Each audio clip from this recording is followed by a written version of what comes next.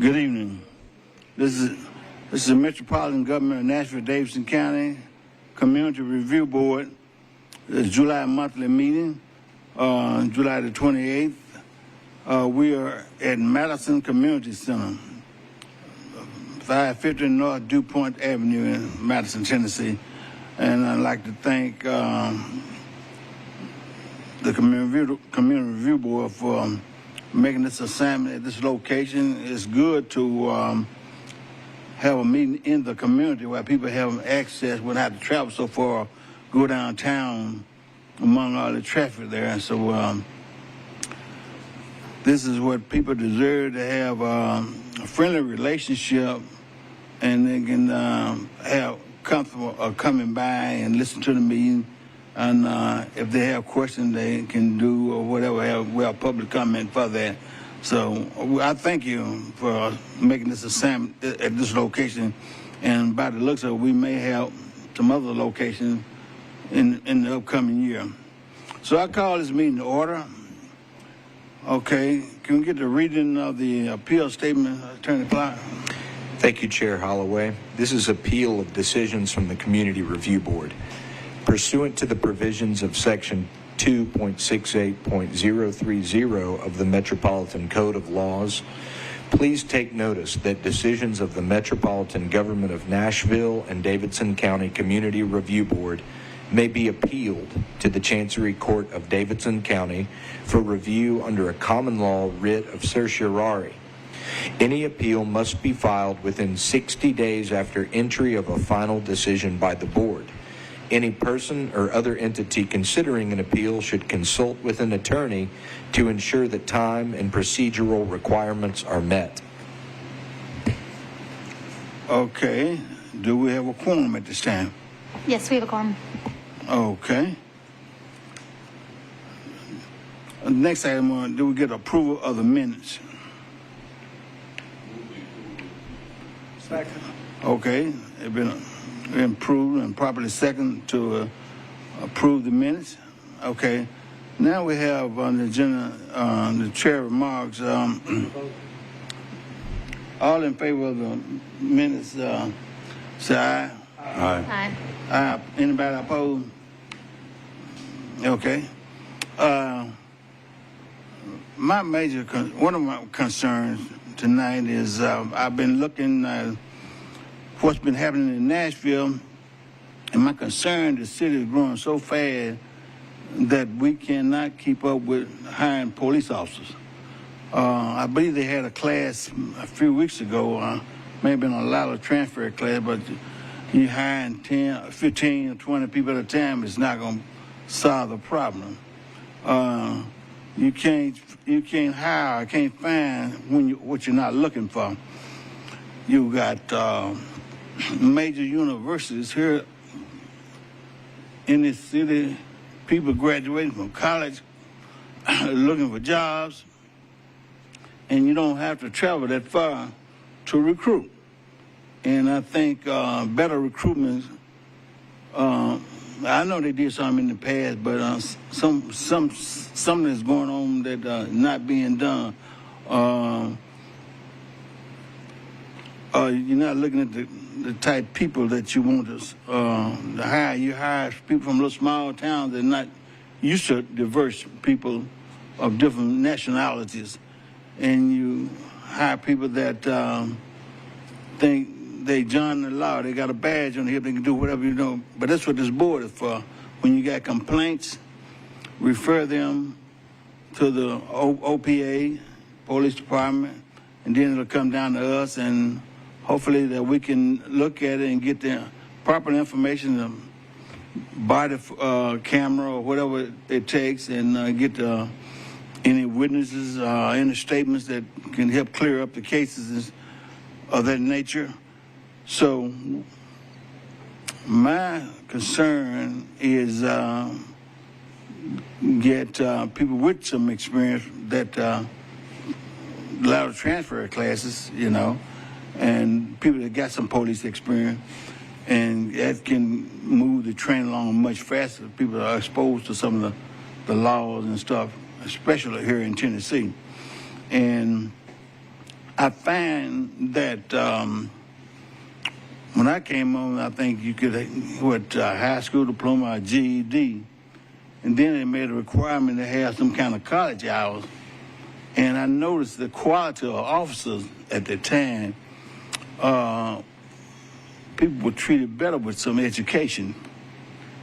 And when you lower the standard, then that's where you start having the problem. So hopefully the word will get back that we continue to need to improve, we continue to need to recruit, because you got people, hundreds of people moving here on a monthly basis, not daily, you know. And so the building cannot keep up with the people that's moving here. So, but anyway, that's my comment for today. Whether it mean anything or not, but I'm concerned because I'm planning on living here, you know, the next few years. And I like for my life to be safe, my family, my friends' life to be safe in this city. All right, we have next thing on the agenda is public comment.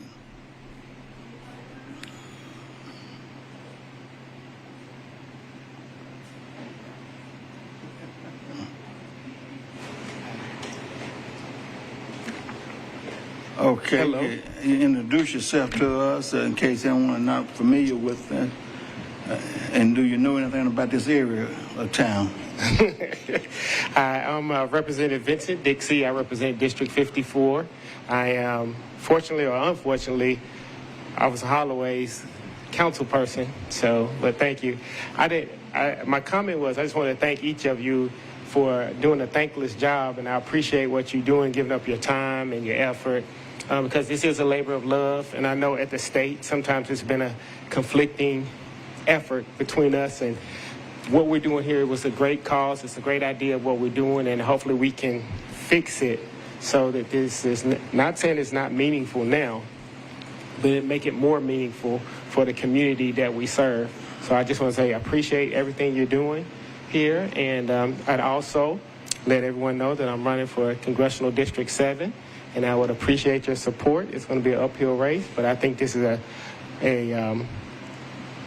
a district that we can flip. It's going to take some work, but it can be done. And I would love to have each and every one of your support. And at some point, I will contact each and every one of you personally if I haven't already. So thank you. Thank you so much, and keep doing a good job. All right. Thank you for coming. I appreciate you. The next item on the agenda is the Executive Director report. Got one more? No, she's still an employee. Brown, will you let me handle this? Okay, just a little human here about it. I get along with Brown pretty good. The Executive Director's report. Okay. I just wanted to say I had a little bit of technical problems yesterday, and so some of you may have received this, some of you haven't. But if you didn't, I'll make certain that you can get a copy. I was using my laptop at home, and it just wasn't cooperating. So you may have received some emails late last night when I saw that stuff was still sitting in my outbox. So anyway, I just wanted to say that over last weekend, we had our Youth Advisory Summit, and it was phenomenal. We had a bunch of we had children there, young people. We had SROs there. We had a person that does youth work and engagement from New York who, was talking about working closely with New York City Police, the police department there. It just was a host of people there, and so we were very thankful for those who showed up and supported. The youth panel was amazing, just listening to young people. We had a principal from Stratford, and I think that the conversation between the principal and the SROs and the parents and the students was very lively, but also it was enlightening to hear what they're trying to do to continue building relationships with children in coalition with the community. So we have some clips from that. You'll see them. So if you support our social media platforms, you'll hear some of those different little snippets from that particular event. And I just wanted to thank our staff and especially Miss Cash for spearheading that. If we could give her just a little round of applause for your work there, Miss Cash. She put all that together with the help of some other staff, and it was a heavy lift. We want to thank Tennessee State University for hosting us, by the way. Our next board meeting is going to be in the community August the 25th from 5 to 7. It's at Sevier Park Regional Community Center. We'll make certain that you get the address. It's somewhere near, it's off of 8th Avenue South? Sevier Park. Oh, where is it at? It's off of Granny White Pike, yes. Okay. Okay, all right. So that's where we'll make sure we send out that information. We have a vacancy for a compliance monitor. We received about 85 applications with 55 who were qualified. We're working on that endeavor right now to go through all of those and try to vet those people. It was a lot. It's a lot of applications, resumes, and so we'll go through those and hopefully get those scheduled for interviews the second week of August. So we're working on that. This month we had 7 civilian complaints since our last board meeting. No accommodations, over 40 calls for people wanting information and things of that nature related to policing. Of course, this week, if you notice, our numbers are increasing with what we're bringing to the board every month. We're trying to, after having our MOU meeting and listening to Chief Green and Captain Widener in regards to they starting fresh on 2025 cases, we're still we've got cases that were from 2024, trying to get those cleaned out and do them at the same time. So that's why you see this mixture of cases and trying to prioritize those, but really trying to make certain that we're adhering to our own SOPs and they're adhering to theirs as it relates to 2025 cases. This month, as a matter of fact, Wednesday, I have a meeting with the mayor related to CRB's objectives, our goals and objectives. There's a new system that they have in place where that stuff is uploaded into a portal, and then that information is what he uses to put out for every department. I didn't bring it with me, but there's it will be online and it will show you all the goals and objectives for every department.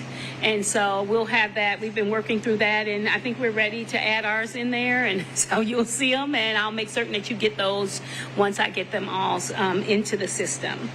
And that meeting is on Wednesday.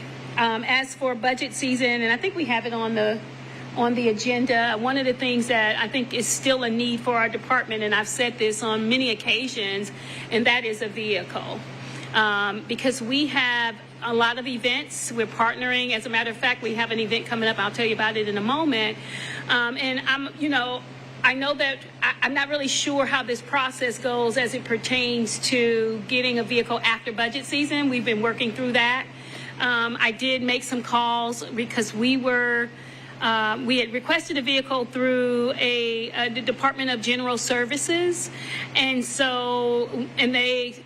there was this so finance and general services, I guess I'm just going to say this, it's shared responsibility for them in regards to who gets vehicles. And so we weren't granted a vehicle. We only asked for one. And so at this point, we have to figure out how do we either rent a van. Our equipment has grown. We have multiple events. Our events service, hundreds and hundreds of people. And some of you have been to some of those big events. And what we've been doing as a department is everybody's kind of like putting stuff in their vehicles. And sometimes it's multiple trips from locations back because everyone doesn't have an SUV. And so it's just becoming more of a burden. It also is concerning me of the wear and tear on my staff's vehicles.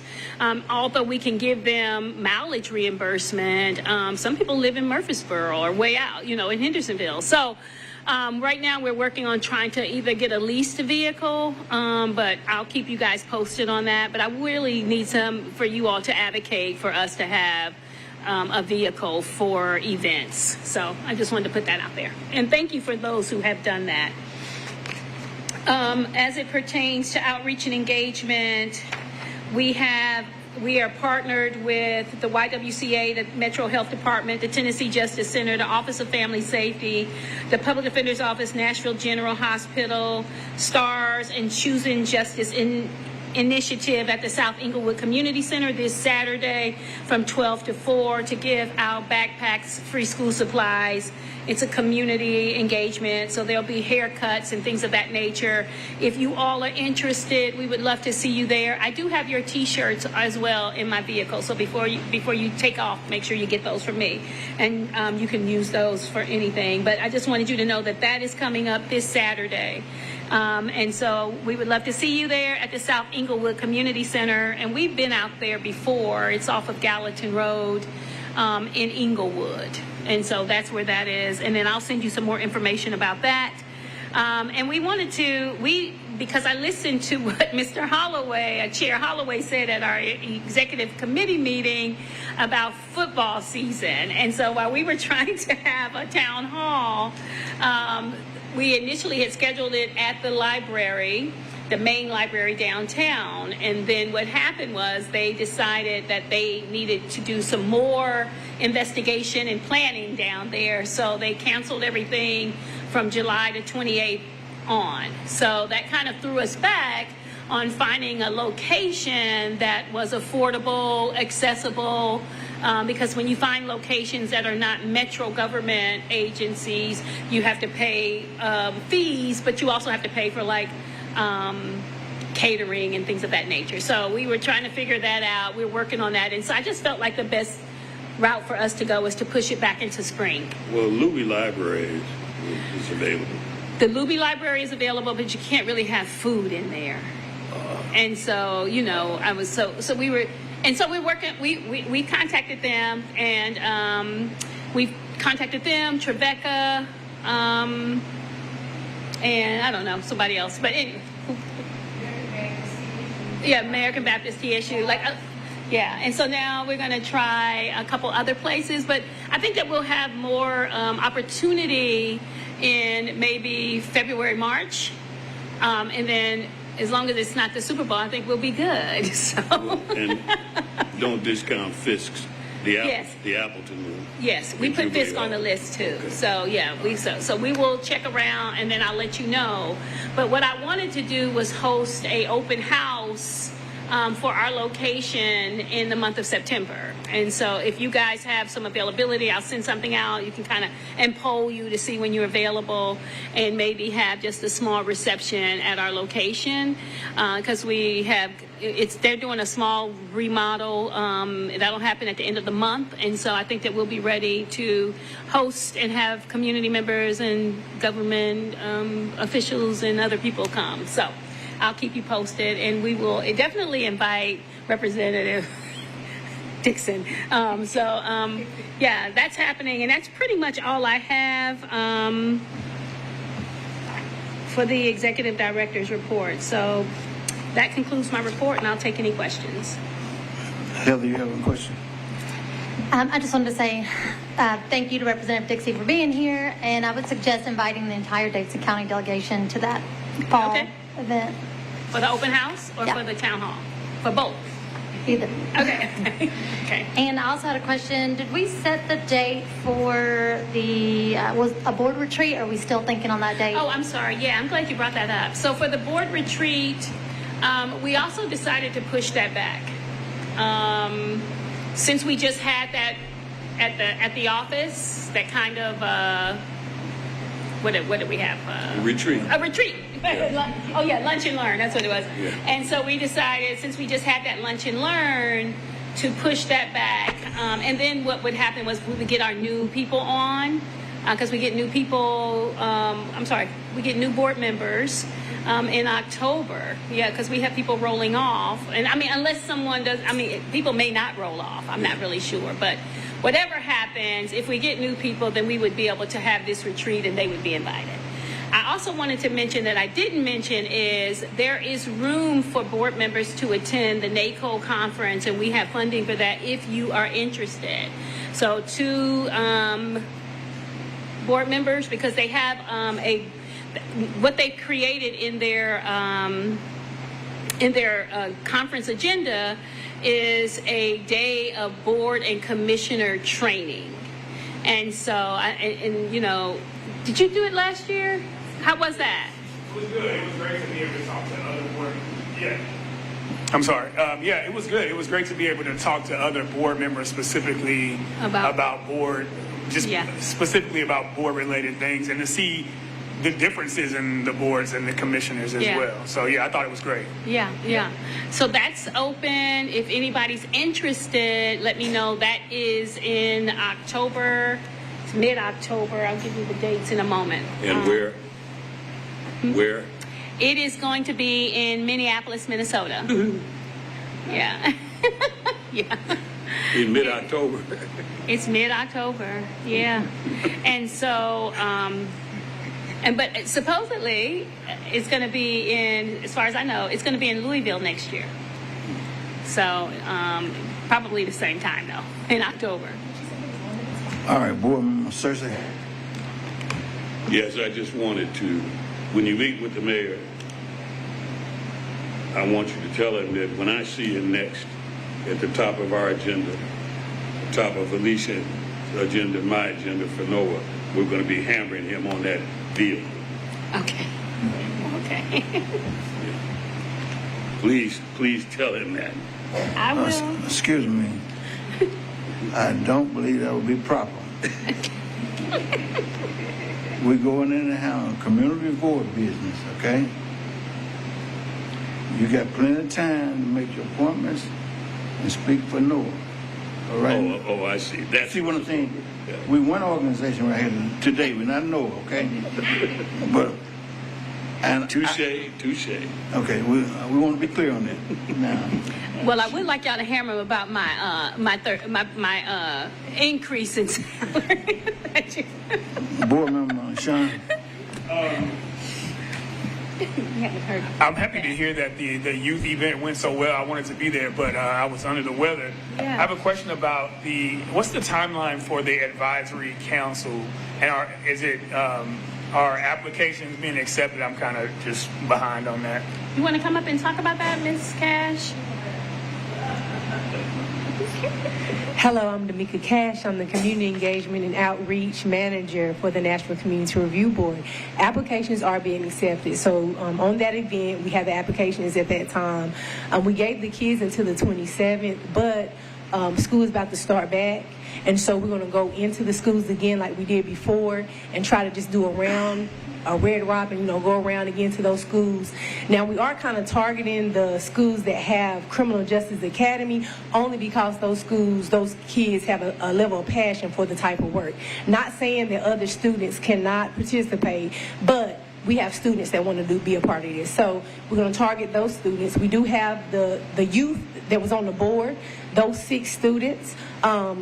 I think that they'll win in, they're going to be a part of the board. So we'll do that, and then we'll try to cut it off eventually, but we're just going to wait till school start back and to see, how it works.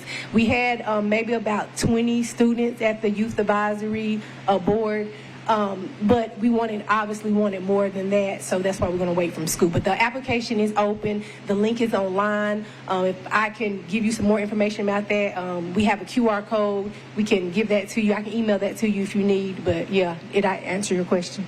Yeah, I have another. Okay.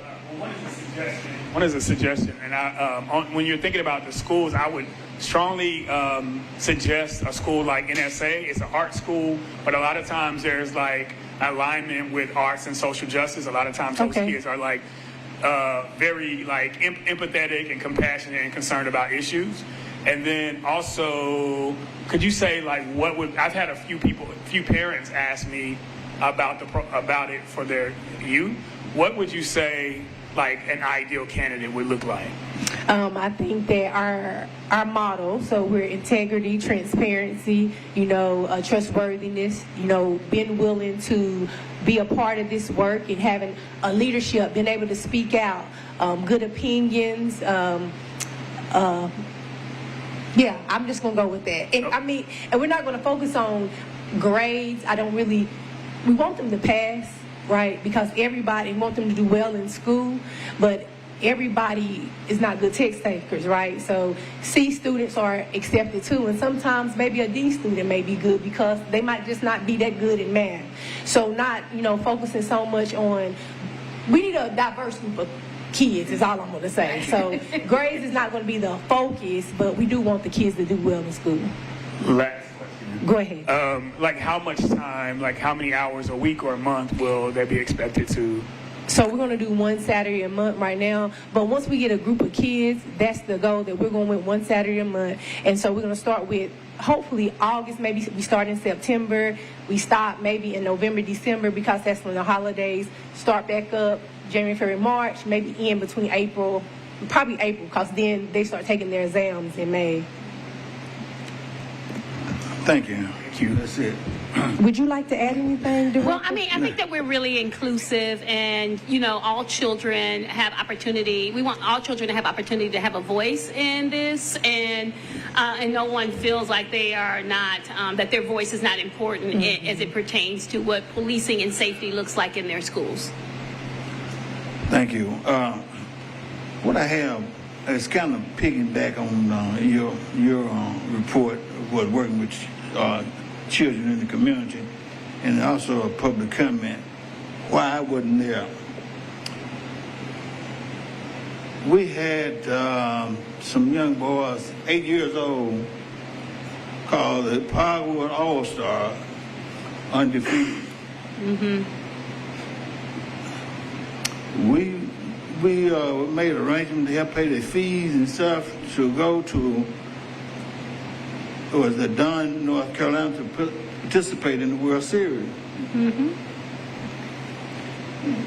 These boys won third place. All right, they need a clap. So I'm one of the major sponsors. I made a considerable amount donation, and when you got kids that are trying to do the right thing in the community, Yeah. you have no choice but to stand behind them. And so the first ball game they won, but it just didn't prevail in the last two ball games. But anyway, it's amazing. Council Lady in District 2 provided a shuttle bus for them to ride, because we were looking at getting 2 vans, so it didn't cost them anything for the transportation, but you just had to Airbnb for them to stay in. Oh, that's great. And we had to feed them, it was about 13 other kids and stuff like that. And it's good to stand behind something like that.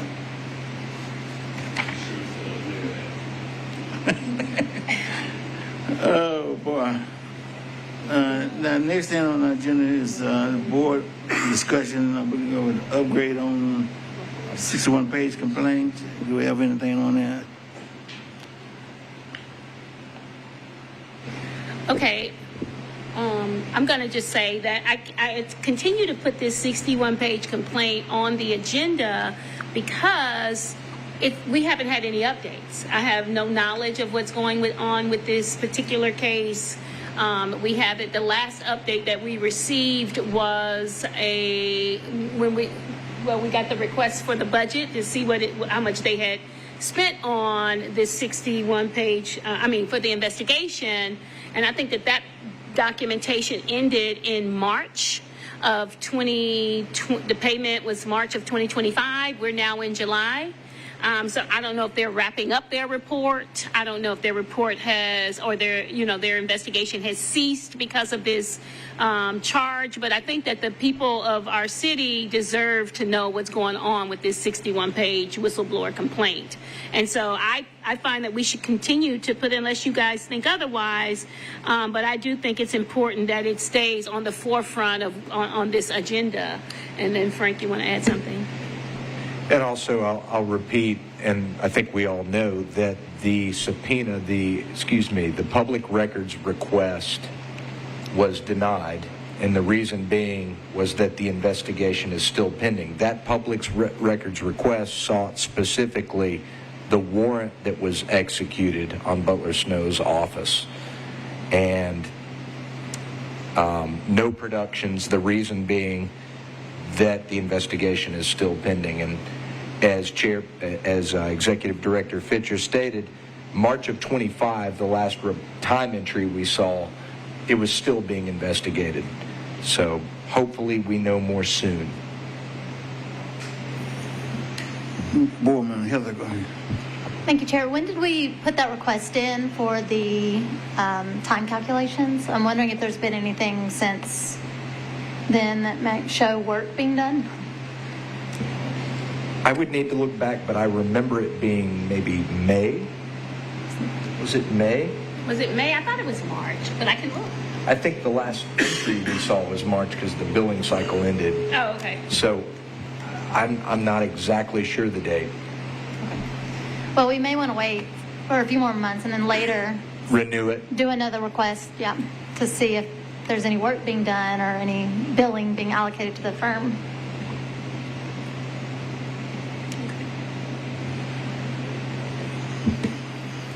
Whether we wait 2 months or not, I still think we still need to put our heads together and come up with some idea, and we may go forward before 2 months, but consider what could be done. A lot of times companies like that put stuff in file X. You know, if they're not interested or don't want something to be known, you let it be quiet and going, and maybe something gets lost in the shuffle. I'm understanding some things like that happen in the U.S. Congress, you know, in Washington, D.C.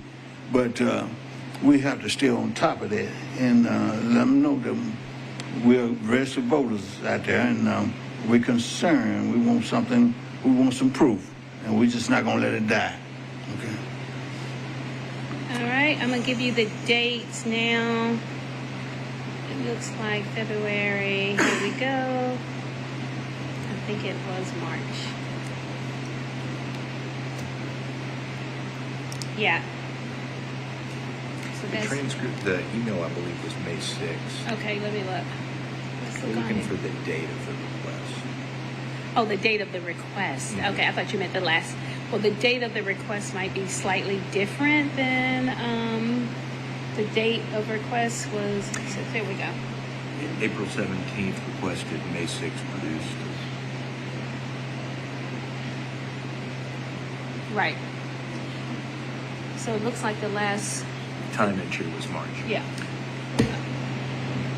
So it looks like we made our request in April. It was produced in May, but out of the documents produced, the last time entry was in March.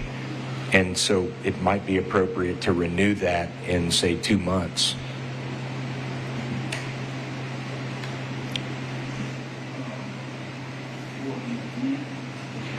Ms. Brazil, can I ask you a question? I just want to be clear, if you help me understand this. So the 61-page complaint about misconduct inside the police department, that's one thing. The TBI's investigation of the whistleblower, that's another thing. Why did our request for the information about this report stop when the TBI started investigating the lieutenant who made the accusation? In other words, why are they connected? Right. Why is there a connection between the two? Does the TBI supersede us and our request to have information about misconduct within the police department because they're investigating a single criminal event by this lieutenant? Can you help me understand that? If I'm hearing you correctly, are you saying, is it a proper reason for denial of production of that warrant when there's a separate investigation going on into the whistleblower? Well, the investigation, the original investigation was on the report itself, and all of a sudden it turned into a criminal investigation. Sure. So what happened to the investigation that this law firm was conducting? That's my question. Absolutely, and that's mine as well, and that's the board's question as well. And just because this shifted and later Mr. Davidson was criminally indicted does not mean that the contents of that 61-page complaint, which our mayor commissions an outside investigation into, should die. And it certainly doesn't mean that the interested parties, namely the CRB in this instance, and let's not forget that this complainant actually initiated his complaint through the CRB as well. This is one of our active cases. And we've heard absolutely nothing from municipal government or the state police, which seem to have superseded everyone involved in the investigation. There are still a lot of questions about why a law firm, the investigating law firm, was the subject of a search warrant.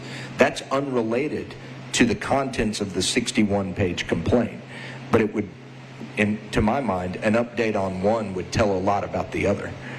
And so I think it's a false narrative for us to say, well, Garrett Davidson, the whistleblower himself, was subsequently indicted, so there's that. That has nothing to do with the actual internal investigation of a 61-page complaint about OPA and about brass all throughout our police department. So I think it's a great question and an important reminder to keep these two compartmentalized. So then my request to the Director Fitchard would be, would that be something you would ask the mayor about? Well, I am meeting with him on Wednesday, but not for anything like this. But I do think that yes, I think that the board could ask the mayor as well, in a letter to the mayor asking about what's happening with this 61-page complaint. But I don't have a problem with asking myself. Well, and if nothing else, we're asking for a routine status update on one of our active cases, and that's the realistic issue here, is that this is our case. We're entitled to know things like expected completion date and progress in investigating officers. In this case, it's not OPA investigating it because the complaint implicates OPA at several levels. But Edward Stanton has routinely declined to give any information. That's right. And I think it's just a really important point that the contents of that 61-page document is all we're concerned about. And that's all that we have an interest in. And in fact, we have a duty to know more than just there's a pending criminal investigation. Right, and we have spent at the likes of a budget amount here says so far they've been paid $324,608.19. So that's the money of our city and constituents and people that live here and pay monies and taxes. And so that money has been spent. They have spent countless hours, obviously. And so they started this investigation. The very first entry is June of 2024. So it's been over a year now. And so I think that there is, at least an expectation that we would have more information than us bringing it up at every single meeting. Okay, Board Member Cersei. I'd like to move at this time that we authorize the executive director to construct a letter to the mayor containing the points that she and Attorney Brazil have raised, and that Attorney Brazil shepherd her in the drafting of that letter. And if it's ready by Wednesday, fine, but if not, we still need to send it to her. Do I get a second on that motion? Okay, all in favor say aye. Aye. All opposed? Can I ask a question? Okay, question. On the motion, haven't we already submitted a letter asking for an update on a status update on this? So why do we think a different letter would get a response? We have, but we have. First of all, we've submitted more than one letter. Right.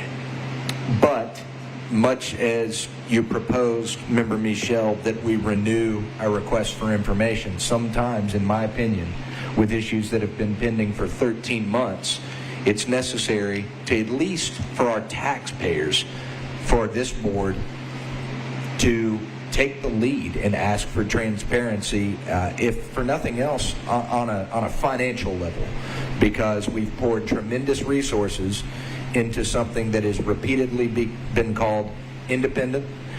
But anything by way of a status update, suggestion of completion date, or anything that could guide our statutory duties would be helpful. And I don't know if that it's been denied once, twice, 3 times even is a reason to be silent on it. One of the main things is it's a paper trail. When it come up in the court system, it'll show where we ask questions, where we did this letter, that letter. Something on this magnitude is not going away, and we got to stay on top of it. And by us giving these letters, is a paper trail. If we come to the court system, we can show that we presented letters these number of times that we was questioned about what was going on, or we were denied what is right and what is wrong. And at least we was on top of everything. And we can certainly label this letter as this is our second attempt right to get this information. Yeah. Okay. Sean, you have a question?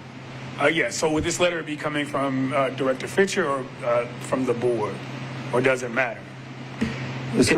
It's my recommendation that this letter comes from the board and is signed by the chair. Yeah. That's what I was thinking. I think that would be the best. I'm the foul guy. I have no problem with it. Okay. We got you 6.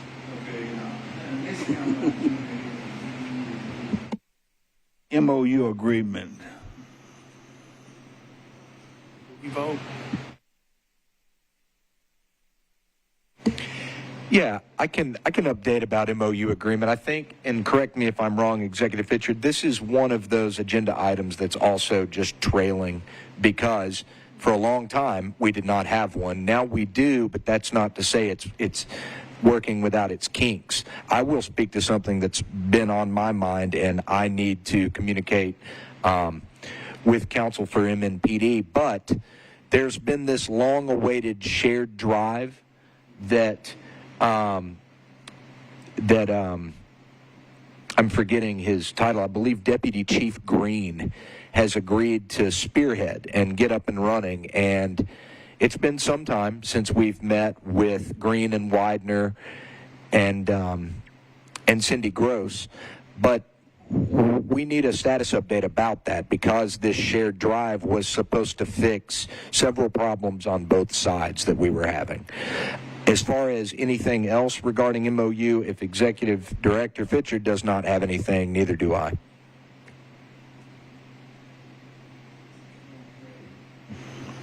The next thing on the agenda, the NCRB budget department vehicle. I covered that You already. covered that, okay. Dr. Kim wants to, she has something, Mr. Holloway, in Okay. regards to the drive. I'm not sure that you finished the vote on that. I think Heather Michelle. We finished it. Did you finish it? But we'll do it again. Okay. Make sure we don't want to violate no rules of proper order. The motion was made by Board Member Cersei. Did everybody understand the motion? And it was seconded by, was it Heather? By John. But, okay. Then, do all in favor of that motion say aye? Aye. Do all opposed? Are we clear? Any more questions? Let's move forward then. All right, let's go with the CRB board committee. Oh, the committees. I sent you all a list of committees. There were some who are new, and I didn't know if you guys also wanted to talk about maybe changing committees or adding yourselves or taking yourself away from committees. So whichever ones, I just wanted to make certain that you had opportunity to see how we have those standing. Some of them are like the budget is a standing committee. There were two standing committees, budget and it was at the MOU. I can't remember. It was two. But other than that, the rest of them are, they meet occasionally. But I noticed that we only, and the nominations committee is a standing committee, but the rest of them are open for your service if you choose, and you can have time to think about it if you want.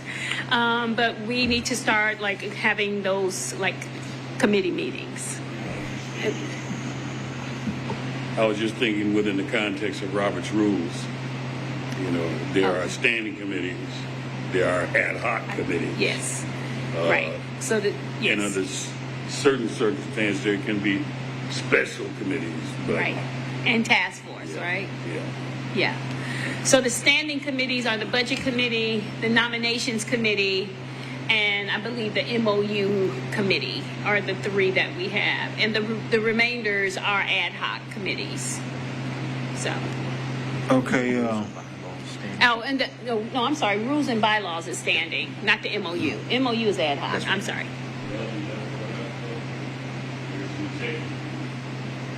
Yes. Well, and then the executive committee. But that you have to be appointed to that one, right? I think the rest of them are volunteer. Yeah. Yeah. Okay. Let's say this now. What I have right here that was presented last meeting. And these are all the committees that we had stated that we had, but to go according to the rules and regulations now, we can add these other committees along with these committees, okay? What I have here, what you gave me, was the rules and bylaws committee, MOU committee, nomination committee, training, education, and media committee, the budget committee, communication and outreach committee, and the compliance committee. We only have 7 people. Right. But we're going to get it done. Well, I mean, we don't have to keep all of those committees. That's the other thing. I mean, the other thing that we can do is we can decide whether we want to combine some of those committees and not have so many, since we only have 7 people. When we initially created those committees, we had a board of 13 people. Because now some of those committees are a committee of 1 person. And so, Okay. And if you're not if we're not meeting regularly, do we even need to have that one? You know what I'm saying? So I know the budget is an important important committee. All of them are important, but I'm saying the budget, the rules and bylaws, nominations is a committee. I think it's a committee of 1 too. And then we have a communications compliance. Communications compliance could be together. Let's do this. Okay. Let's send everybody an email on these different committees, and if your name not already on there, send an email and let us know what committee you prefer being on. Okay. I want everybody to have an opportunity. I don't want to deny anybody. I want you calling Brown, Warren Brown, about I'm not on no committee now. Okay. Everybody want to have the same fair and equal opportunity. Is that agreeable? That's agreeable. Well, you really don't, because it's just 7 of us. Is that understandable? You have to be on some committee. Period. And didn't I think I sent that in the board doc, so you should have that. Okay. Mr. Witzel? I have a question about, so I'm on communications and outreach, which is something that I have a strong interest in. I know this committee has just never kind of launched really. Right. But my question is that something, with it being outreach, is that something that we will work with Ms. Cash on directly? Okay. Yeah, you would work with Ms. Cash and whoever is on her staff. I mean, we're trying to, especially when it comes to one of her initiatives is trying to build our outreach volunteer, base. Because as many events as she's invited to, we're not hosting all these events. People are inquiring about us showing up and being a part of it. And so, there's only 13 staff members. I mean, we all, and so I think that the struggle is making certain that she's supported and she has help, which we have sometimes we have we don't have enough staff to help. And so, and then, yeah. And these meetings have to be publicly noticed, right? I don't think ad hoc meetings have to be. Okay. Yeah. Cool. Thank you. All right. The next item on the board events, have we already covered it, or just covered some of those items early part of the meeting? That board events I was just talking about the two, which is going to be we're moving the retreat and the town hall to the spring. Okay. The next item on the agenda, the NCRB case reviews.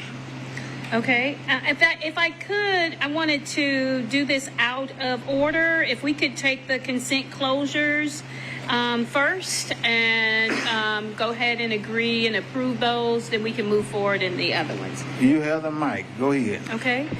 So the consent closures, the first one is CC 2025-002, and then the next one is CC 2025-012. Both of those cases are closed because either the complainant withdrew the complaint or the case was, or we weren't able to get in contact with the complainant.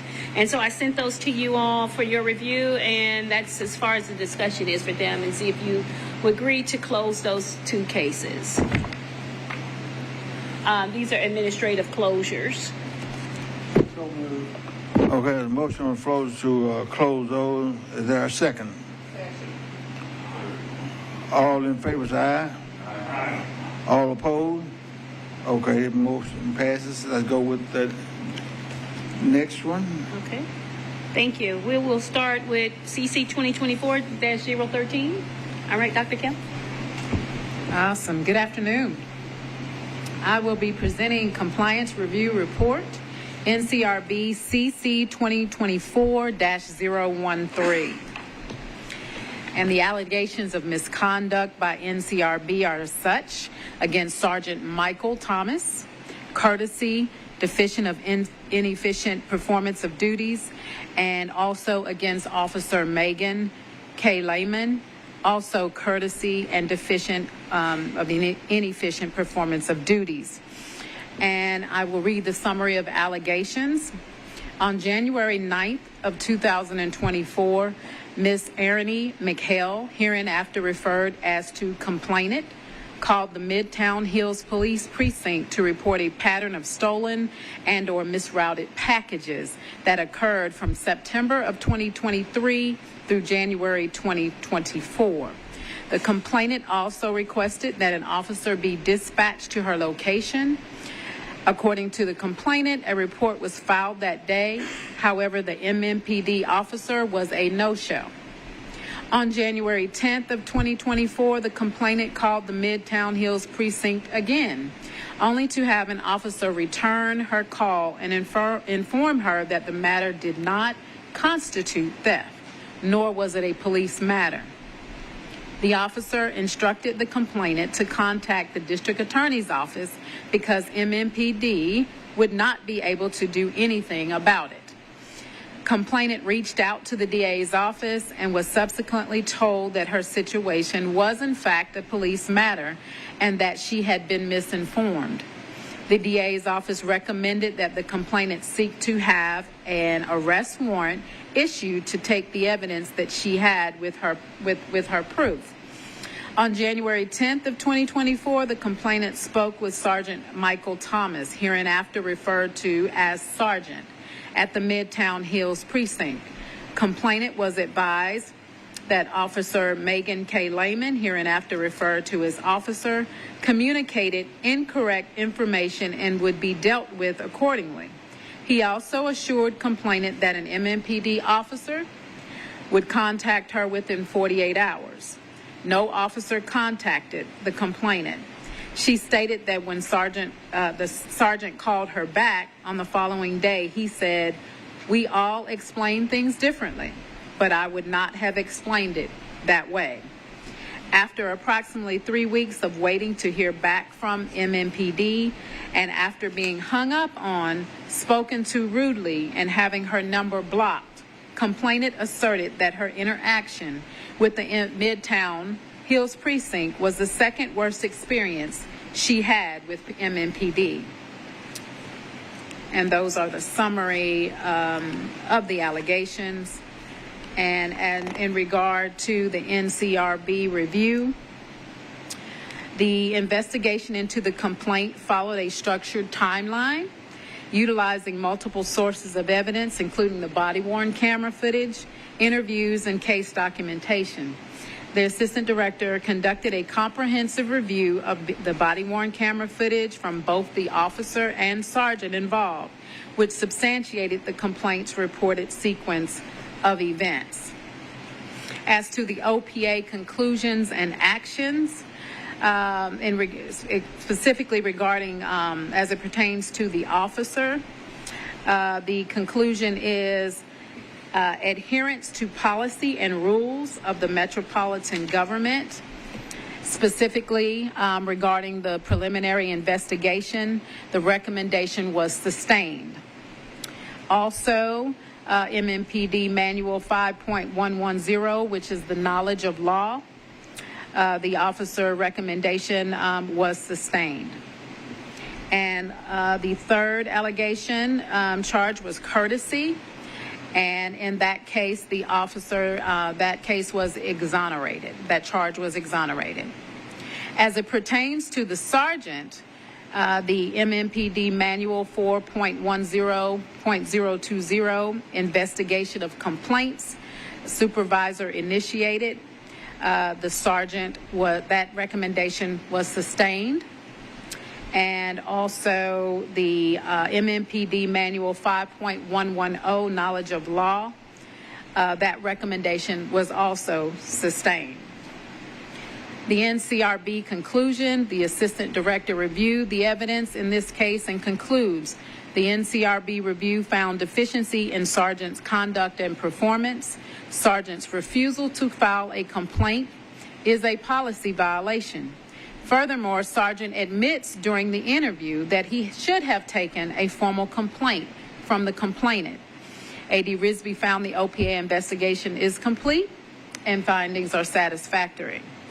And lastly, the executive director and assistant director conferred, and these are the recommendations.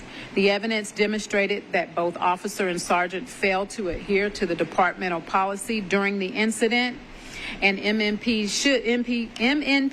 should reinforce the requirement for completing all necessary forms, such as their 312, which is their complaint form, when receiving complaints, regardless of the perceived severity. And that concludes my report. I'll take any questions. Board Member Cersei. Dr. Risby, didn't we have a similar complaint at Mid Hills regarding refusal to take a citizen's complaint in the past? I can't be certain if it was that location. I do recall. But it was a similar situation. Yeah. Yes, sir. Okay.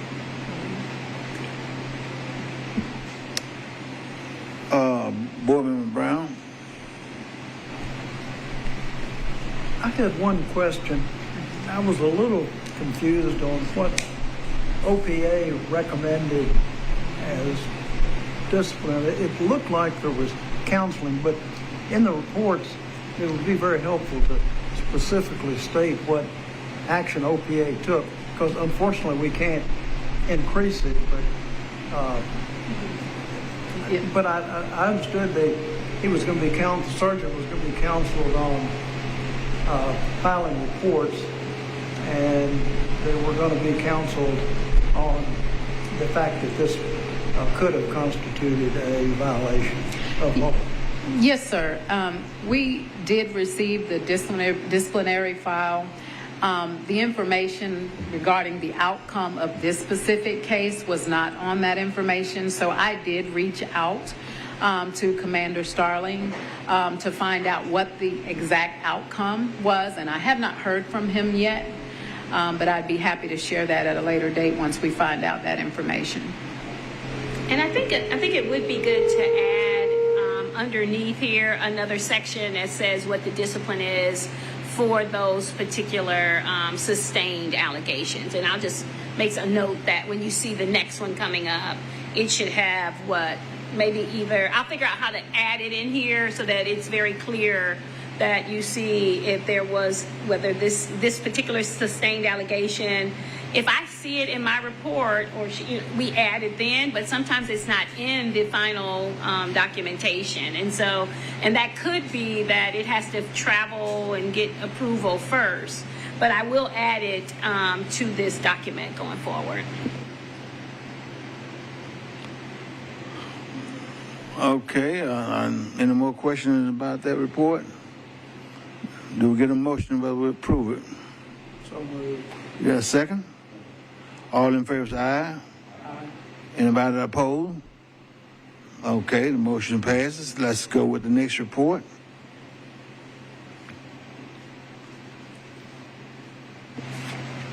All right, the next report is CC 2024-025. This is allegations of misconduct against Officer Jacob Masteller. The first one is deficient or inefficient performance of duties. The second one is failure to provide medical attention. The summary of the complaint allegations, and in this case, you will see I won't be, because this case involves some medical, possibly some things of that nature. I have did as much as I could to make certain that we are protecting people's identity. So anyway, ED hereafter referred to as complainant made a complaint to the NCRB on February 16th of 24, alleging that the officer Jacob Masteller, referred to as officer, and an accompanying mental health practitioner were called to assist her brother who was suffering with a mental health condition, and that they failed to complete an official police report and provide medical assistance to her brother. She alleges that the officer and the clinician watched her brother's mental health deteriorate for 2 hours and failed to exercise what she refers to as the Baker Act to detain her brother so that he could be taken in for a mental health evaluation. She stated that her brother battled with delusions and hallucinations and that they worsened over time while he was there, and that she stated her brother voiced concerns that he was being recorded and that music was playing through his walls and things of that nature. And then also that the officer and the clinician believed that there was a recording device was inside a piece of furniture, and that he was allowed to cut the furniture open to show her brother that nothing was installed in the furniture. And so when she decided to follow up on this particular call for service, and she asked for the records from Central Records Division, she wanted a copy of the report. She was advised that no police report was written, and instead just a call was created. She reported that she received a blank police report and was advised to contact the officer's supervisor. And so in this particular case, I reviewed all of the evidence, all of the videos. There were multiple videos over a stretch of multiple encounters with this family and this brother, Mr. D. And I wanted to say in one of the encounters, I don't know the officer's name right offhand, but I can look it up. I thought he did an exceptional job of de-escalating. He spent, and some of her calls were mixed up. That particular time they were at the home for a long period of time. They were outside with the brother, and this one particular officer was building rapport with the brother, and he did an excellent job over the course of over an hour of talking to him about, the military service, all of these different things, children, whatever it was, and it made the brother feel very comfortable. The gentleman that we're talking about, Mr. D, never in the time that I watched exhibited any behavior that would have was perceived to be threatening or anything of that way. He felt the way that he felt, and he expressed that really well. And so the OPA investigative findings kind of covers that. I did want to talk slightly about the Baker Act. She mentioned that multiple times. The complainant, who was not present during this last incident because Mr. D called himself to say, hey, something's going on here. He was very focused on an app that he had downloaded into his phone that whenever he moved it around the house, it would buzz. And so there was this, I guess, assumption, or his perspective was that as he put it on the wall or things of that nature, that it was buzzing. So he assumed, or he made reference that there was something in the wall. And so that was agitating to him, and there was noises from his neighbor that was banging up against his bedroom wall, and so he was concerned about that as well. But the sister, who seemed to be the complainant, who seemed to be fixated on this Baker Act because she brought it up multiple times, and she believed that they should have removed her brother from their home under this Baker Act, and that the Baker Act is a Florida law that enables families and loved ones to provide emergency mental health services and temporary detention for people who are impaired because of their mental illness and who are unable to determine their needs for treatment. And so it's important to note, this is coming from OPA, it's important to note that this law is only applicable in the state of Florida. And so there was from the videos that I watched, and there were multiple videos, hours worth of videos, and there were multiple instances. And so this particular officer had already been to the house previously. He also had a rapport with the with Mr. D. Mr. D's mother was there. And so initially I was concerned about how the officer allowed him to cut something open, but he used some small scissors to cut open a stool, and I think that finding out that there was no recording device in there was helpful to him. And so, you know, overall, I felt that as I reviewed all of this information, it was a lot of information. The conclusion is, when it came to this report that the sister wanted, if you look at this, it says,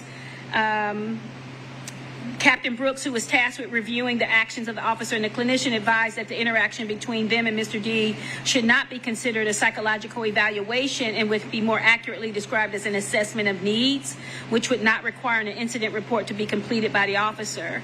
The officer completed a CIT supplement report related to the call for service.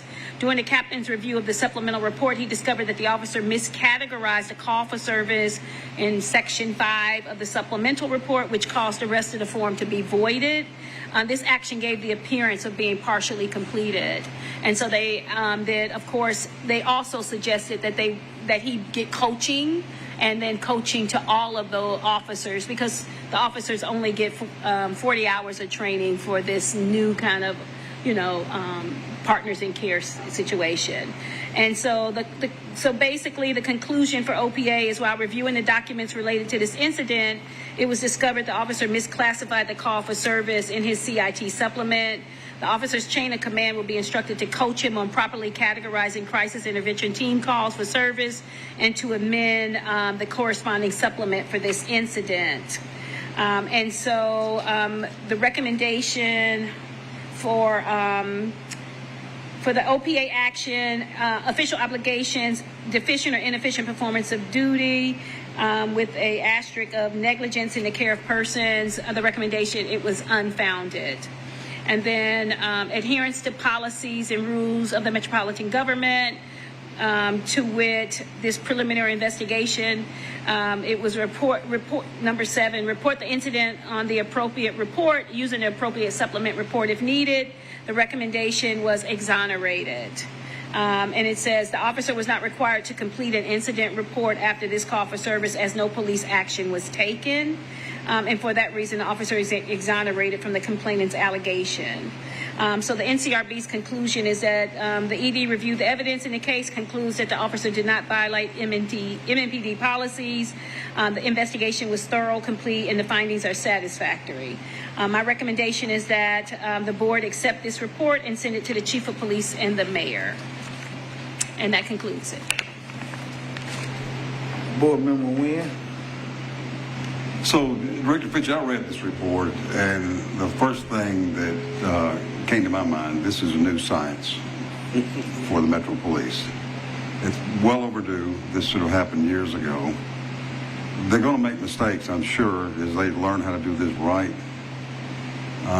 But I wanted to ask the other board members, would it be beneficial to the community if we, in our reports to the community, told them how often CIT is used and what the successes are? Not the individual names, we can't do that.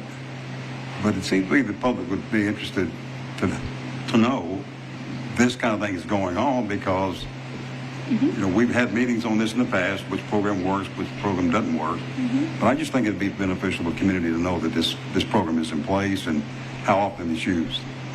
Okay, sure. I appreciate that. I thought that, so when we had our Youth Advisory Council, we did invite Partners in Care, and they talked about Partners in Care and Reach. So there's two programs that I think that the last time that we had those individuals who were creating the Partners in Care, it was maybe 3 years ago, right? Like we had that meeting. And so to see, and I think I was on the committee at that point, the founding committee, and so we haven't had any meetings or any updates. But when we had this Youth Advisory Summit last week, we did invite Partners in Care to come and talk about that. But as it really related to youth who have, you know, mental health issues or need calls. So I think that inviting them to one of our meetings and talking about the successes of the program, I felt, and I was able to view them in action during these videos. Body-worn camera footage. And, you know, I think that they did a tremendous job. They did what they could within the parameters. Sometimes what I felt is that, and we've had this happen on other cases, sometimes the people who were there, you know, want them to be removed at that moment. But I had spoken many years ago to the director of the program, and she gave me some real clear instructions on who can be committed or removed, and they have to be a threat to themselves, they have to be a threat to others, and they also have to be, I forgot the word she used, but their mental health has got to be breaking down tremendously in that moment. That's the only way that they can do it. And so if a person might have some delusional thoughts, doesn't necessarily mean that they are in trouble at that moment. So yeah, I think that's a great idea. We can do that. We can invite them to it. Board Member Thank you. Cersei? I move the adoption of the recommendation. Do I get a second? Second. All right, there's been proper motion been made and been properly second. All in favor say aye. Aye. Anybody opposed? Okay, the motion passes. Now, do we have the next one? Do we have one more? That would be me. I'll be reading Compliance Review Report CC 2025-0-001. And this is regarding allegations of misconduct by NCRB against Officer Patrick S. McGinnis. And the first one is deficient or inefficient performance of duties, failure to administer first aid, and courtesy. And the summary of allegations reads as such. On December 12th of 2024 at approximately 10 a.m., Officer McGinnis, hereinafter referred to as Officer, arrived at the Montgomery County Jail to transfer Brian Moreland, hereinafter referred to as complainant, into custody of the Davidson County Sheriff's Office. The complainant reported that he was restrained with handcuffs on one side of his body, which hindered his ability to sit upright inside the police vehicle. As the officer exited the Sally Port, the complainant attempted to alert the officer about an impeding collision with a concrete pole.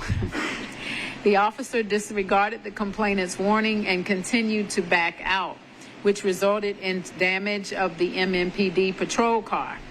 Following the incident, the complainant stated that the officer drove away but later returned to file an incident report. The complainant informed officer of the pain in his back and neck and the complainant was taken to Meharry for a DNA mouth swab without receiving any medical attention.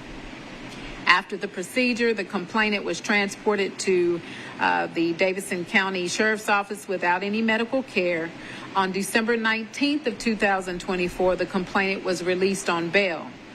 On December 20th or 21st, the complainant subsequently sought medical treatment at Vanderbilt Hospital.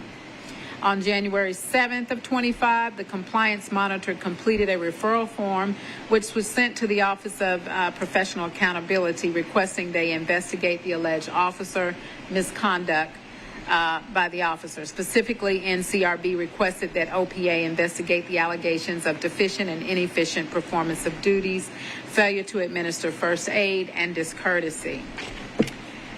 And so the NCRB review, the officer's body-worn camera corroborated the complaint's timeline of events.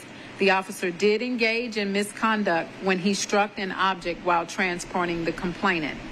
The officer ignored the damage to his patrol vehicle and disregarded the complaints of injury from the complainant.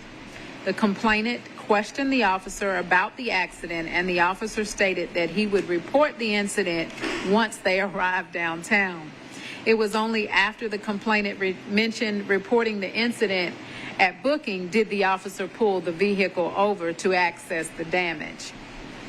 And so the conclusions of and actions of OPA, the MMPD Manual 4.20.05, official obligation, deficient or inefficient performance of duties, and failure to decision making, faulty decision making was sustained.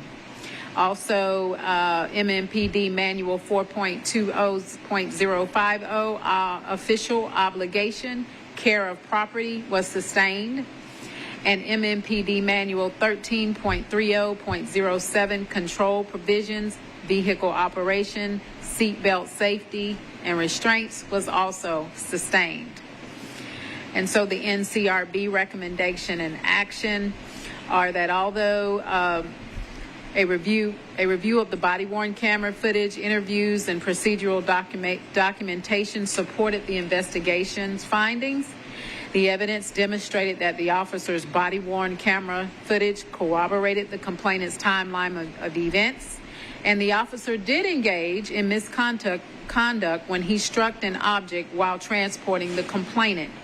He ignored the damage to his patrol vehicle and disregarded complaints of injury from the complainant. Therefore, the assistant director agrees with the OPA investigation and outcome. The further recommendation is the assistant director recommends that the report be included in the officer's personnel file and sent to the chief of police and mayor. I'd like to add something there too, as an additional recommendation, because of this officer's really egregious behavior throughout his time with MMPD. He signed a last chance agreement, and then he continued to behave in a way that I think definitely warranted termination. I'm requesting that the board recommend that MMPD send a letter to Post recommending this officer's decertification. That would be my recommendation. Do we have any questions from the board member session? I'd like to make a motion if it's in order. If there's no more questions, go ahead with the motion. You got a question? One question. Does that warrant decertification? I know conviction of violent crime does, but just refresh us if it does, and I've got no objection to that. Well, I think so. I mean, he signed these. He had continual opportunities to change his behavior. He left first off, he picked up someone at the Sally Port. He hit something there. There was a person in custody in the back of his vehicle who said, that you hit this vehicle. you hit something, I'm in the vehicle, and then that person also stated that he was injured. So he stayed in the vehicle from a ride from Montgomery County to Davidson County and was allegedly injured during that time. And so, yes, I think that that's egregious. No, I read the report. I agree with the termination. My question is, for the state decertification, under the state requirements, does this meet decertification? In other words, no, if you're convicted of a violent crime, you can be decertified. And the second point would be, I've attended a lot of those meetings at the Post Commission. Yeah. And they're usually, the cases are presented by the head law enforcement agency in the county or city. If we recommend that somebody decertified, does that mean that we have to present the case for decertification? I'm not sure. I know that when we made that request some years ago for decertification, and we contacted Post, I contacted Post.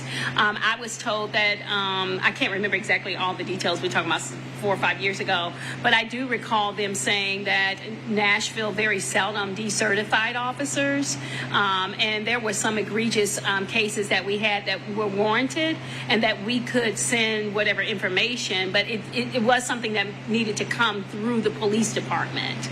So could we, before we vote on this, could we find out if it qualifies for decertification, and what would our role be in that? I can. It's up to you all. I can do that. I just wanted to add, I believe the officer was terminated in this matter. No, I got that. No, I got no problem with that, but his license to continue to police, are we in control of that process, and does it meet the qualifications of decertification of the state? And should he be able to continue to police with this kind of behavior, continual behavior, where he has continued to have one incident after another? No, Right. I'm not. No, I know that. Okay. That's another argument. My question is that if we can't I know what play you're a saying. part in the decertification process, then he can go somewhere else and get a job as a police officer. Right. I know. That's concerning. Now, it's up to the department to call Metro and say, why'd you fire the guy? Yeah. And they could tell him, but he wouldn't be banned by the state to have a certification to apply for another police job. That'd be my question. That's unclear to me. I can answer. Go ahead. And if I heard the proposal correctly, you're asking that we alert MNPD and request that they alert Post as part of this recommendation. So to my mind, it would still need to, in fact, we know that they are free to not implement our recommendations, but it's not that if we say decertification, that triggers Post proceedings. It's just that, if I'm hearing it correctly, it'd be a symbol that our board doesn't want police officers that behave this way to even be eligible to be cops in the next locale. Board Member Brown. I have a question. Thank you. We've got a restriction on us increasing punishment by OPA. I'm wondering if it's possible.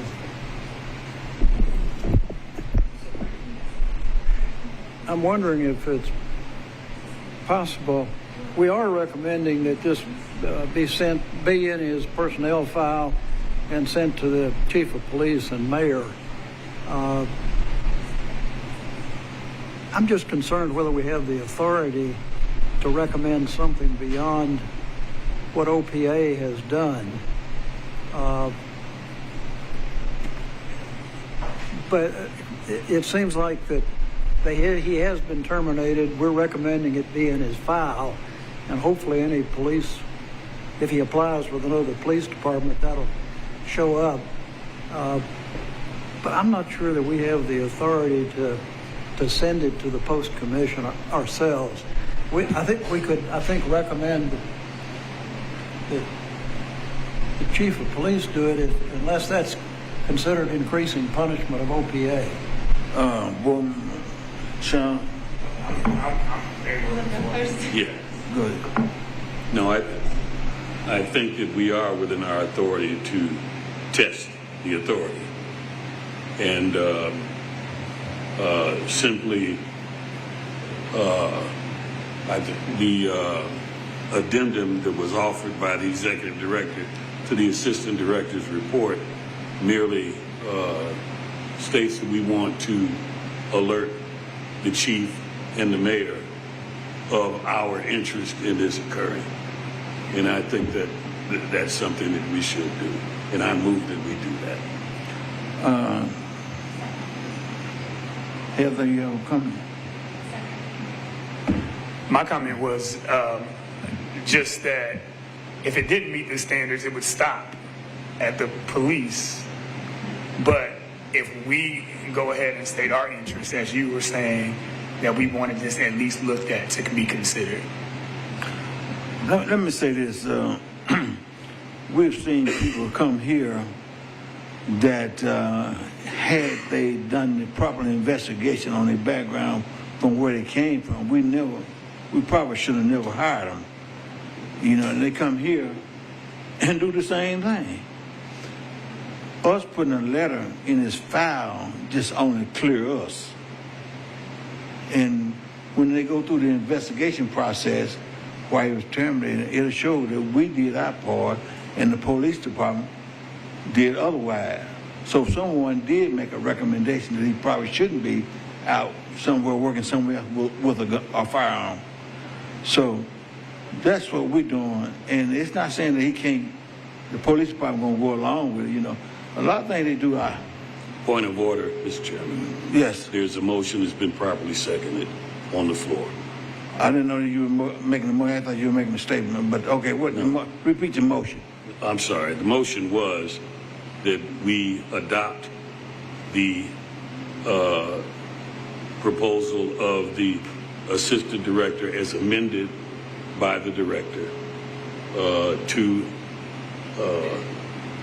and that amendment calls for us informing the chief and the mayor that we would like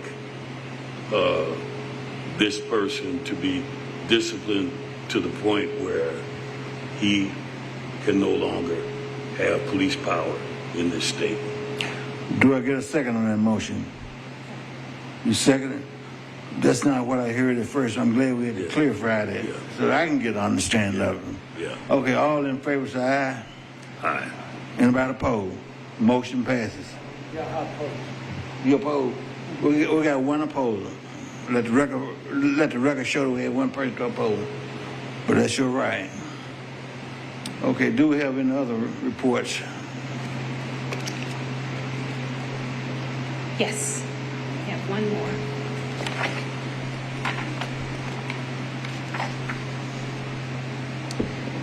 This would be NCRB CC 2025-010. The allegations of misconduct against Officer Jaron Brees. Number 1, discrimination. Number 2, bias-based policing. Number 3, honesty and truthfulness. The summary of the complaint allegations is that Mr. Irvin Smith made a complaint to the NCRB on February 10th, 2025, alleging that Officer Jaron Brees, hereinafter referred to as officer, pulled him over while he was traveling down 4th Avenue South. He alleges that the officer did not have a reason to pull him over and told him that he was looking for a white Nissan Altima because the person driving it had warrants, and the complainant's vehicle fit the description. The complainant reported that he was driving a blue Nissan Altima at the time of the traffic stop.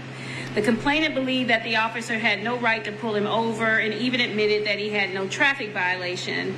The officer asked for the complainant's car registration and later told the complainant that his vehicle was listed in the database, the state's database, as a white Nissan Altima. The complainant stated that the vehicle is visibly blue and he feels that he was profiled because of how his vehicle looks, the direction he was traveling, and because he is black. The policy violations are personal behavior discrimination, that's MMPD Manual 4.20.040, and bias-based policing, 4.40.010A, and then honesty and truthfulness. I looked over the investigative file. Mediation was not offered. The investigative findings here is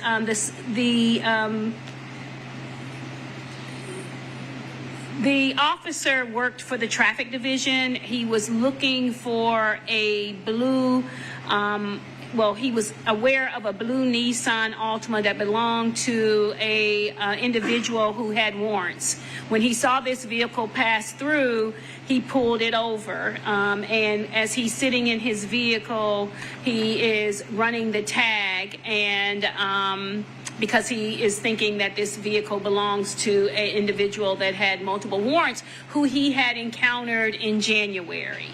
Or sometime of that nature. And what happens here is when he gets out and approaches the car, there is a man driving who is the complainant, and the complainant, his window doesn't come down, so he asks the officer to go to the other side. The officer goes to the other side, and the officer leans in, and before he could say anything, the complainant says to him, basically, why did you stop me? Was I speeding? And the officer says, I don't know if you were speeding. I pulled you over because, I was, and before he could finish, he says, well, I still want to know why you pulled me over then. And he said, well, I'm about to tell you. And there's this conversation back and forth. He gives him his registration. He tells him that your vehicle is coming back as a white vehicle on your state database. And I was looking for a vehicle. And he explains that he was trying to, he thought it belonged to this other person.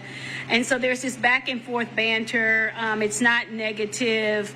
I did not see, the officer was being very helpful when he realized that this was not the person. And the complainant is aware that his vehicle is coming up in the database as a white vehicle because he said, I've been pulled over before. It's white, and sometimes they say it's silver. And based on OPA's investigation, he still has not changed his vehicle registration to say properly that it's blue. That's neither here nor there. The officer then says, because the complainant never says anything about, he felt at that moment that he had pulled him over, because of the color of his skin or because of any particular reason. And so he felt like, based on what he says, that he felt like he was pulled over because his vehicle, the way his vehicle looked, which wasn't, it's an older Nissan Altima. So anyway, so the officer gives him a form that tells him why he stopped him and all of that. And the officer was investigated. He was also brought in and asked lots of questions related to that. The officer contends that he did not pull him over because he was black, because he could not see that he was a black person driving the vehicle at the time. And so the conclusion from OPA was that based on the body-worn camera footage, it appears that the officer properly conducted the traffic stop and was courteous to the complainant during their interaction. There is no suggestion, there's no evidence to suggest that the officer stopped the complainant based on his race. So the action of OPA is personal behavior, bias-based policing, unfounded, and the NCRB's conclusion is the officer did not violate MNPD policies and that this particular investigation was thorough, complete, and the findings were satisfactory. And my recommendation is that the ED recommends that the board accept the report and send it to the chief of police and the mayor. And that concludes that report.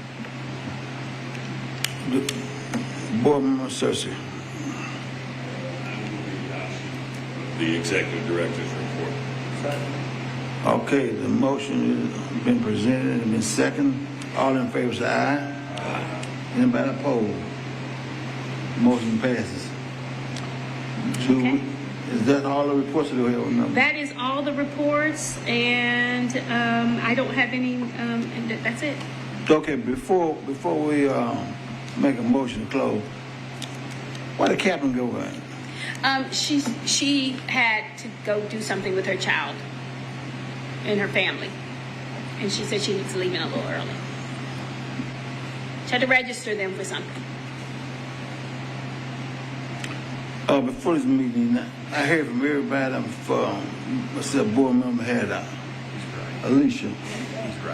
I hadn't heard you say the word all night, good evening, nothing, and I don't feel comfortable without you saying something. I'm sorry I'm late. I went to the Madison Library and not Madison Community Center because I think I know Madison so well. I got my two places confused. But I do apologize for being late. Everything was pretty much in order. Walter could take care of part of that for me. And then I did want to ask about the meeting with the mayor. I came in right at that. I don't know what that was about. Jill, Executive Director Fisher. The meeting with the mayor is meeting with his performance team, I guess, and him to set what they want is for us to set goals and objectives for fiscal year 26. They want this year seems like they want to be a part of the goal setting, and so that's what we're working on. And we have to put it in a portal, all department heads, and then I think that becomes a public-facing portal. Yeah. Thank you. They asked for that last year, didn't they? They did, but not like they didn't have the way they're doing it now. They're doing it. They're doing it differently this year. All right. Thank you. Okay, Board Member Brown has a question here. We got the report on the age of acting cases. Yeah. And looks like we still got 70% that are over the 6 months, but it looks like that report's coming down. We're getting them cleaned up a bit. We are. I'm very happy about that. I think that having enough help is helpful. I mean, and so this process that you saw today was Dr. Kim and our lead compliance monitor, Amy, creating reports alongside me. And so sometimes you'll see that this writing style might be slightly different. And we're tweaking that process now. So, and I think that's helpful to have multiple people doing these so that we can get more out. Like I think today is the first time that we've had more than 2. That's been one of my pet projects. Yes, so we know. I'm glad to see it getting better. Okay, well, thank you. I think that we all want to get through these reports. Before I adjourn, I'd just like to thank everybody for taking out the time to be here. And I know some of you got jobs you have to go to other than that, and you could be somewhere else. But in order for this thing to work, we must work together, and I appreciate you. And so looking forward to seeing you at our next meeting. We get a motion to adjourn. So moved. All in favor, say aye. All opposed? Okay.